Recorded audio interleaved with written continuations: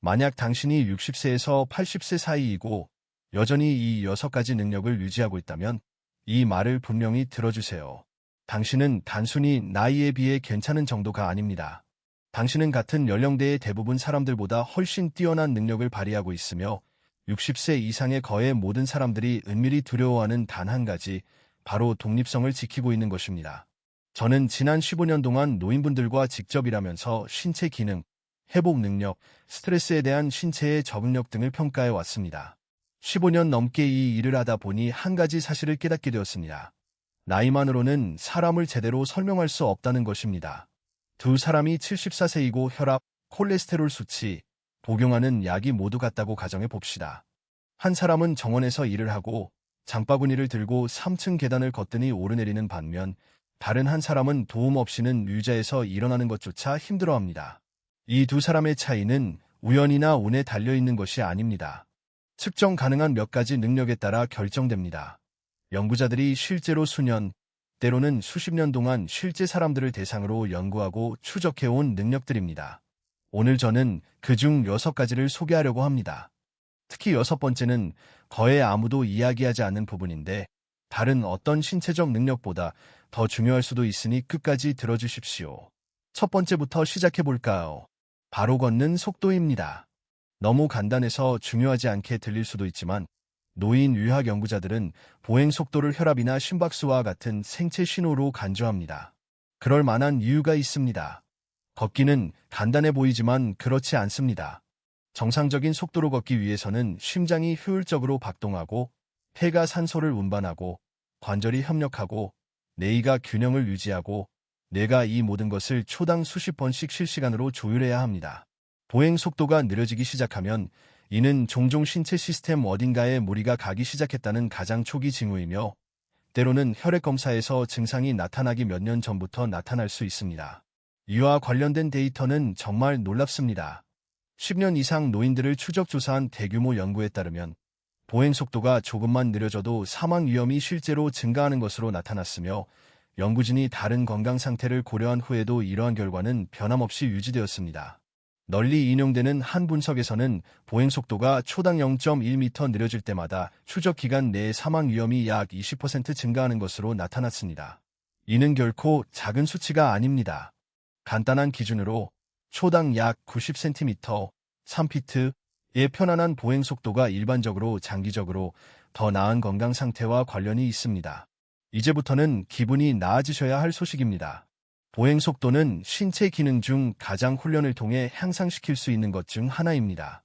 규칙적인 걷기, 특히 짧은 시간 동안 유도적으로 속도를 높이는 인터벌 트레이닝은 70대 후반에 시작하는 사람들에게서도 보행 속도를 눈에 띄게 향상시키는 것으로 나타났습니다.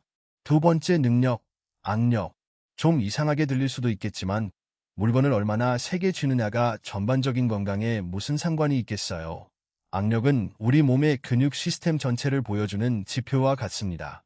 연구자들은 악력을 생리적 예비력, 즉 질병, 수술, 낙상과 같은 위기 상황에 대처할 수 있도록 몸이 얼마나 많은 능력을 비축해 두었는지를 나타내는 지표로 사용합니다. 악력은 신체 전반의 근력과 밀접한 관련이 있으며 여러 연구에서 악력이 약할수록 낙상 위험이 높아지고 질병 회복이 더디며 전반적인 수명이 단축된다는 사실이 일관되게 밝혀졌습니다. 악력 측정은 의학에서 가장 저렴하고 간단한 측정 방법 중 하나이지만 의사에게는 매우 중요한 정보를 제공합니다. 고무적인 소식은 악력이 훈련을 통해 잘 향상된다는 것입니다. 장바구니 들기, 저항 밴드 사용, 간단한 근력 운동 등 기본적인 저항 운동을 일주일에 3회만 해도 거의 모든 연령대에서 악력을 향상시킬 수 있습니다. 세 번째 능력은, 그리고 이건 사람들이 가장 놀라는 능력인데 손을 사용하지 않고 바닥에서 일어날 수 있나요?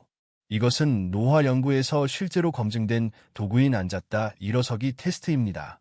브라질 스포츠 의학 연구자들이 개발한 이 테스트는 간단합니다. 바닥에 앉았다 일어설 때 손, 무릎 또는 가구 등을 이용해 몸을 지탱하면 점수가 감점됩니다. 이 테스트가 강력한 이유는 한 가지만 측정하는 것이 아니라 다리 근력, 코어 근력, 균형 감각, 유연성, 협응력 등 거의 모든 것을 한 번에 측정하기 때문입니다.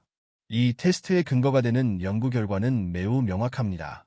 51세에서 80세 사이의 성인 2,000명 이상을 10년 이상 추적 조사한 결과 이 테스트에서 가장 낮은 점수를 받은 사람들은 만점을 받은 사람들보다 자연사로 인한 사망 위험이 약 4배 높았고 심혈관 질환으로 인한 사망 위험은 약 6배 높았습니다. 10점 만점 척도에서 1점씩 향상될 때마다 생존율이 약 21% 증가하는 것으로 나타났습니다. 이 분도체 걸리지 않는 간단한 검사를 통해 거실에서 이처럼 엄청난 효과를 확인할 수 있다는 것은 놀라운 일입니다. 지금 당장 편안하게 할 수 없다고 해서 절대 당황할 필요는 없습니다. 충분히 연습을 통해 익힐 수 있습니다. 쪼그려 앉기, 무릎 꿇기, 낮은 자세에서 일어서기 등 각 동작을 꾸준히 연습하면 시간이 지남에 따라 그 능력을 되찾을 수 있습니다. 네 번째 능력, 균형 감각. 이 문제는 노화에 대한 거의 모든 대화의 근저에 깔린 두려움, 즉 낙상에 대한 두려움과 직접적으로 연결됩니다. 균형 감각은 뇌의 시력, 발바닥 감각, 근력 등 여러 요소가 뇌와 동시에 소통하면서 유지됩니다.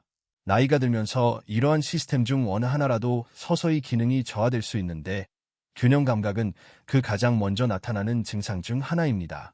이것이 왜 중요한지 설명해 드리겠습니다. 낙상은 단순히 부상의 위험만이 아닙니다. 70대나 80대에 심하게 넘어지는 것은 독립적인 생활을 완전히 잃고 요양시설로 옮겨야 하는 가장 흔한 원인 중 하나입니다. 바로 이러한 이유로 균형 훈련, 한 발 서기, 태극권, 간단한 안정성 운동은 실제로 투자하는 시간에 비해 장기적인 결과에 매우 큰 효과를 가져옵니다. 이를 스스로 확인하는 간단한 방법은 눈을 뜬 채 한 발로 얼마나 오래 서 있을 수 있는지 시간을 재는 것입니다. 너무 간단해서 의미가 없을 것 같지만 실제로 측정 가능한 수치이며 하루에 몇 분만 연습해도 긍정적인 방향으로 변화하는 것을 확인할 수 있습니다.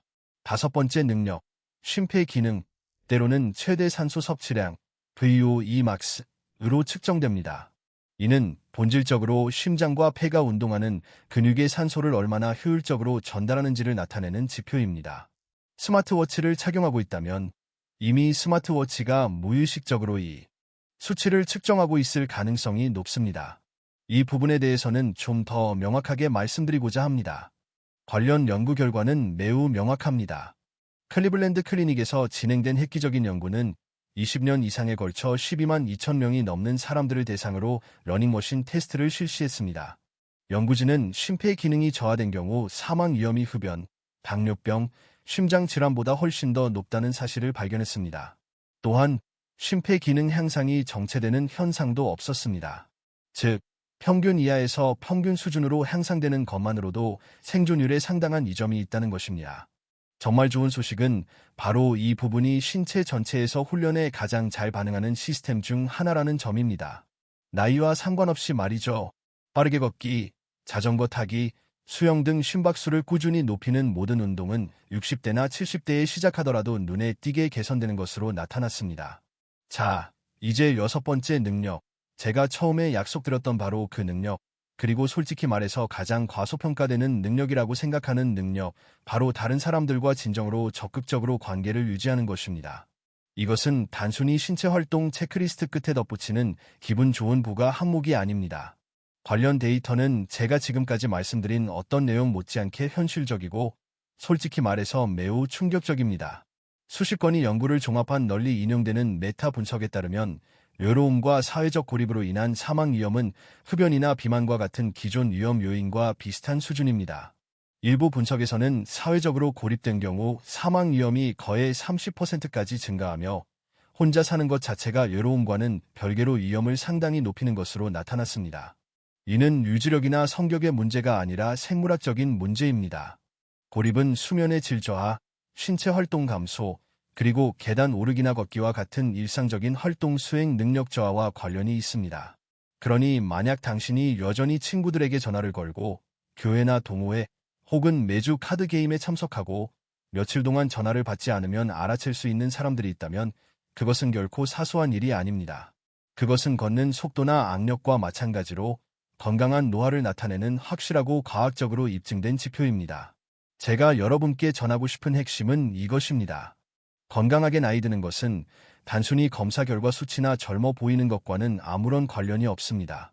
그것은 여러분의 몸과 삶이 여전히 활력, 속도, 균형 감각, 그리고 다른 사람들과의 연결을 유지하며 여러분의 일상을 의미 있게 만들어주는 일들을 계속할 수 있는지에 달려 있습니다.